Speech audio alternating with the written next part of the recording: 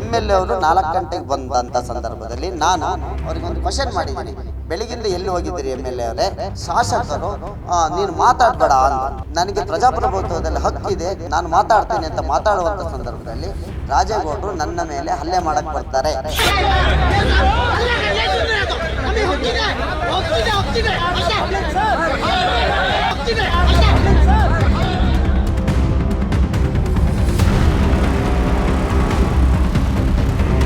ಅವರಿಗೆ ಯಾಕೆ ಪೊಲೀಸರು ಕೇಸ್ ಮಾಡಿಲ್ಲ?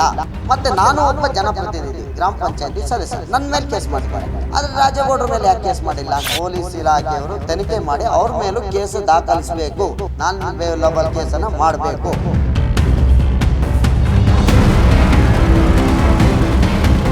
ಹೋರಾಟ ಮಾಡುವುದನ್ನು ಹತ್ತಿಕ್ಕಬೇಕು ಅನ್ನೋದು ಅವ್ರ ಉದ್ದೇಶ ಆಗಿತ್ತು. ಆದರೆ ಏನೇ ಕೇಸ್ ಹಾಕಲಿ ನಾವು ರೈತರ ಪರ ನಿಲ್ತೀವಿ, ನಾವು ರೈತರಾಗಿ ಹೋರಾಟ ಮಾಡೇ ಮಾಡ್ತೀವಿ. ಜಿಲ್ಲಾಡಳಿತ DC ಇರ್ಬೋದು, DF ಇರ್ಬೋದು, SP ಇರ್ಬೋದು, ಸಂಜೆ 4 ಗಂಟೆಗೆ ಬಂದರು. MLA ಕೂಡ ಅಷ್ಟೇ ಹೊತ್ತಿಗೆ ಬಂದರು. ಬಂದುಬಿಟ್ಟು ಏಕಾಏಕಿ ದೌರ್ಜನ್ಯ ಮಾಡಿ ಬಾಡಿಯನ್ನು ಎತ್ಕೊಂಡು ಹೋದರು. ಅಂಥ ಸಂದರ್ಭದಲ್ಲಿ ನಾವು ಇದಕ್ಕೆ ನ್ಯಾಯನ ದೊರಕಿಸ್ಕೊಡ್ಬೇಕು ಅಂತ ಹೇಳಿ ನಾವು ರೈತರೆಲ್ಲ ತಡೆ ಮಾಡೋಕ್ಕೆ ಮಾಡಿದ್ವು. ಅಂಥ ಸಂದರ್ಭದಲ್ಲಿ ಲಾಠಿ ಚಾರ್ಜನ್ನು ಮಾಡಿ ನಮ್ಮ ಮೇಲೆ ಕೇಸನ್ನು ದಾಖಲೆ ಮಾಡಿದ್ರು. ಸುಮ್ಮನೆ ಕೇಸನ್ನು ದಾಖಲೆ ಮಾಡಿದ್ರು. ಅದು ನಾನ್ ಬೇಲಬಲ್ ಕೇಸನ್ನು ಹಾಕಿದರು. ಪ್ರತಿಯೊಬ್ಬರು ರೈತರ ಮೇಲೆ ಇಂಥ ಕೇಸನ್ನು ಹಾಕಿದ್ದು ಅವ್ರ ಉದ್ದೇಶ ಏನಿತ್ತಪ್ಪ ಅಂದರೆ, ಈ ರೈತರ ಮೇಲೆ ಕೇಸ್ ಹಾಕಿದರೆ ಮುಂದಿನ ದಿನಗಳಲ್ಲಿ ಇವರು ರೈತರು ಹೋರಾಟ ಮಾಡಲ್ಲ, ಹೋರಾಟ ಮಾಡೋದನ್ನು ಹತ್ತಿಕ್ಕಬೇಕು ಅನ್ನೋದು ಅವ್ರ ಉದ್ದೇಶ ಆಗಿತ್ತು. ಆದರೆ ಈ ಸಂದರ್ಭದಲ್ಲಿ ಏನೇ ಕೇಸ್ ಹಾಕಲಿ ನಾವು ರೈತರ ಪರ ನಿಲ್ತೀವಿ, ನಾವು ರೈತರಾಗಿ ಹೋರಾಟ ಮಾಡೇ ಮಾಡ್ತೀವಿ. ಇದಕ್ಕೆ ತಕ್ಕಂತೆ ಹೈಕೋರ್ಟಿನಲ್ಲಿ ಸ್ಟೇ ಸಿಕ್ಕಿದೆ. ಇದಕ್ಕೀಗ ನಮ್ಮ ರೈತರಿಗೆ ಒಂದು ಸತ್ಯಮೇವ ಜಯತೆ ಅನ್ನೋ ಉದ್ದೇಶದಿಂದ ನಮಗೊಂದು ಜಯವಾಗಿದೆ. ಮುಂದಿನ ದಿನಗಳಲ್ಲಿ ಬೇಲು ಸಿಗುತ್ತೆ ಮತ್ತು ರೈತರ ಪರ ಹೈಕೋರ್ಟು ನಿಂತಿದೆ, ಕೋರ್ಟಿಗೆ ಸತ್ಯ ಅರಿವಾಗಿದೆ. ಇದೇ ಸಂದರ್ಭದಲ್ಲಿ ನಾನೊಂದು ನಿಮ್ಮ ಮಾಧ್ಯಮ ಮುಖಾಂತರ ಶಾಸಕರು ಒಂದು ಹೇಳಿಕೆಯನ್ನು ಕೊಟ್ಟಿದ್ದರು. ಏನಂತ ಹೇಳಿಕೆ ಕೊಟ್ಟಿದ್ದರು ಅಂದರೆ, ಬೋರಮ್ಮ ಕಡೆಯವರು ಪರಿಪರಿಯಾಗಿ ಬೇಡ್ಕೊಂಡ್ರು, ಆ ಮೃತದೇಹವನ್ನು ನಮಗೆ ಬೇಗ ಕೊಡಿಸಿ ತಗೊಂಡು ಹೋಗಿಬಿಟ್ಟು ಅಲ್ಲಿ ಯಾವುದೋ ಒಂದು ಕಾರ್ಯಕ್ರಮ ಇದೆ, ನಾವು ಅದನ್ನು ಕ್ರಿಮಿಷನ್ ಮಾಡಬೇಕು, ಬೇಗ ಕೊಡಿಸಿ ಪರಿಪರಿಯಾಗಿ ಕೇಳ್ಕೊಂಡ್ರು ಅಂತ ಶಾಸಕರು ಮಾಧ್ಯಮದ ಮುಖಾಂತರ ಒಂದು ಹೇಳಿಕೆಯನ್ನು ಕೊಟ್ಟಿದ್ದಾರೆ. ನಾನು ಒಬ್ಬ ಶಾಸಕರಿಗೆ ಒಂದು ಇದನ್ನು ಪ್ರಶ್ನೆ ಮಾಡ್ತೀನಿ.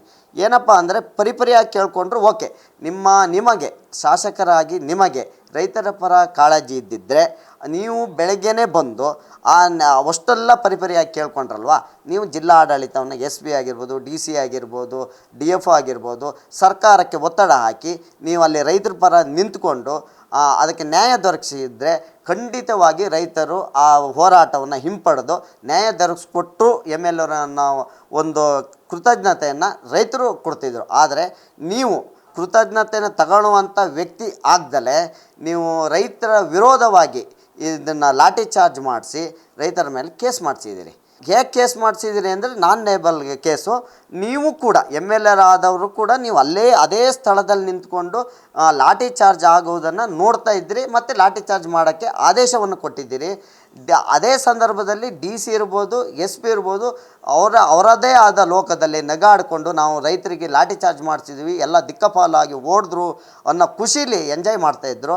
ನೀವುಗಳು ಮಾಧ್ಯಮದವರು ಅದನ್ನು ತೋರಿಸಿದ್ದೀರಿ, ಅದು ಸತ್ಯತೆ ಗೊತ್ತಾಗಿದೆ. ಆ ಸಂದರ್ಭದಲ್ಲಿ MLA ಅವರು 4 ಗಂಟೆಗೆ ಬಂದಂಥ ಸಂದರ್ಭದಲ್ಲಿ ನಾನು ಅವರಿಗೊಂದು ಕ್ವಶನ್ ಮಾಡಿದ್ದೀನಿ. ಬೆಳಗಿಂದ ಎಲ್ಲಿ ಹೋಗಿದ್ದೀರಿ MLA ಅವರೇ? ಇಷ್ಟೊತ್ತಿಗೆ ಬಂದಿದ್ದಾರಲ್ಲ, MLA ಆದವರು ಇಷ್ಟೊತ್ತು ತನಕ ಇರಬೇಕಿತ್ತು ಅಂತ ಕೇಳುವಂಥ ಸಂದರ್ಭದಲ್ಲಿ ಶಾಸಕರು ನೀನು ಮಾತಾಡಬೇಡ ಅಂದರು. ಅಂಥ ಸಂದರ್ಭದಲ್ಲಿ ನಾನೇನು ಮಾಡಿದೆ, ಅವರಿಗೆ ಕೇಳಿದೆ, ನನಗೆ ಪ್ರಜಾಪ್ರಭುತ್ವದಲ್ಲಿ ಹಕ್ಕಿದೆ, ನಾನು ಮಾತಾಡ್ತೀನಿ ಅಂತ ಮಾತಾಡುವಂಥ ಸಂದರ್ಭದಲ್ಲಿ ರಾಜೇಗೌಡರು ನನ್ನ ಮೇಲೆ ಹಲ್ಲೆ ಮಾಡೋಕ್ಕೆ ಬರ್ತಾರೆ. ಅವರಿಗೆ ಯಾಕೆ ಪೊಲೀಸರು ಕೇಸ್ ಮಾಡಿಲ್ಲ? ಮತ್ತು ನಾನು ಒಬ್ಬ ಜನಪ್ರತಿನಿಧಿ, ಗ್ರಾಮ ಪಂಚಾಯತಿ ಸದಸ್ಯ, ನನ್ನ ಮೇಲೆ ಕೇಸ್ ಮಾಡಿದ್ದಾರೆ. ಆದರೆ ರಾಜೇಗೌಡರ ಮೇಲೆ ಯಾಕೆ ಕೇಸ್ ಮಾಡಿಲ್ಲ? ಇದನ್ನು ಪೊಲೀಸ್ ಇಲಾಖೆಯವರು ತನಿಖೆ ಮಾಡಿ ಅವ್ರ ಮೇಲೂ ಕೇಸ್ ದಾಖಲಿಸಬೇಕು, ನಾನ್ ಬೇಲಬಲ್ ಕೇಸನ್ನು ಮಾಡಬೇಕು. ಇಂಥ ಕೇಸ್ಗಳನ್ನು ಹಾಕಿದರೆ ನಾವು ಹೆದರ್ತೀವಿ ಅಂದ್ಕೊಂಡಿದ್ರು. ಆದರೆ ಇಂಥ ಸಂದರ್ಭದಲ್ಲಿ ಪ್ರತಿಯೊಬ್ಬ ರೈತರ ಕೂಡ ನಮ್ಮ ಜೊತೆ ನಿಂತಿದ್ದಾರೆ. ಜೀನಿ ಸ್ಲಿಮ್ ತಗೊಳಕ್ಕೆ ಸ್ಟಾರ್ಟ್ ಮಾಡಿದ್ನೋ ಅವಾಗ ಮಂತ್ಲಿ ಪೀರಿಯಡ್ಸ್ ಆಗ್ತಾ ಇದ್ದೀನಿ. PCOD ಪ್ರಾಬ್ಲಮ್ ನಾರ್ಮಲ್ ಆಗಿದೆ, ಥೈರಾಯ್ಡ್ ನಾರ್ಮಲ್ ಆಗಿದೆ. ಪೀರಿಯಡ್ಸ್ ಎಲ್ಲ 6 ಮಂತ್ ಆದ್ರೂ ಆಗ್ತಾ ಇದ್ದಿಲ್ಲ, ಇವಾಗ ರೆಗ್ಯುಲರ್ ಪೀರಿಯಡ್ಸ್ ಆಗ್ತಾ ಇದೆ. ಜೀನಿ ಸ್ಲಿಮ್ ನ ಯೂಸ್ ಮಾಡಿ 8 ತಿಂಗಳಲ್ಲಿ 55 kg ಸಣ್ಣ ಆಗಿದ್ದಾರೆ. ಜೀನಿ ಸ್ಲಿಮ್ ತಗೊಳ್ಳಿ, ಬೇಗ ಸಣ್ಣ ಆಗ್ತೀರಾ, ಫ್ಯಾಟ್ ಲಾಸ್ ಆಗ್ತದೆ. ಜೀನಿ ಸ್ಲಿಮ್ ನ ಯೂಸ್ ಮಾಡಿ 100% ಯಾವುದೇ ಸೈಡ್ ಎಫೆಕ್ಟ್ ಇಲ್ದಂಗೆ ಸಣ್ಣ ಆಗ್ತೀರಾ. ಇಂತಹ ನೈಜ ಕುತೂಹಲ ಭರಿತ ಸುದ್ದಿಗಳು ನಿಮಗೆ ಸಿಗಬೇಕಂದ್ರೆ ರಾಜ್ಯದ ಪ್ರತಿಷ್ಠಿತ ಜನಪರ ಡಿಜಿಟಲ್ ಸುದ್ದಿ ಮಾಧ್ಯಮ ಪಬ್ಲಿಕ್ ಇಂಪ್ಯಾಕ್ಟ್ ಚಾನೆಲ್ ಅನ್ನು ಯೂಟ್ಯೂಬ್ನಲ್ಲಿ ಸಬ್ಸ್ಕ್ರೈಬ್ ಮಾಡ್ಕೊಳ್ಳಿ. ವಿಡಿಯೋ ಇಷ್ಟವಾದರೆ ಲೈಕ್ ಮಾಡಿ, ನಿಮ್ಮ ಇಷ್ಟದವರಿಗೆ ಶೇರ್ ಮಾಡಿ ನಮ್ಮನ್ನು ಪ್ರೋತ್ಸಾಹಿಸಿ. ಹಾಗೆಯೇ ಫೇಸ್ಬುಕ್ನಲ್ಲಿ ಪಬ್ಲಿಕ್ ಇಂಪ್ಯಾಕ್ಟ್ ಫಾಲೋ ಮಾಡೋದನ್ನು, ಇನ್ಸ್ಟಾದಲ್ಲಿ ಜೊತೆಯಾಗೋದನ್ನು ಮಿಸ್ ಮಾಡಬೇಡಿ.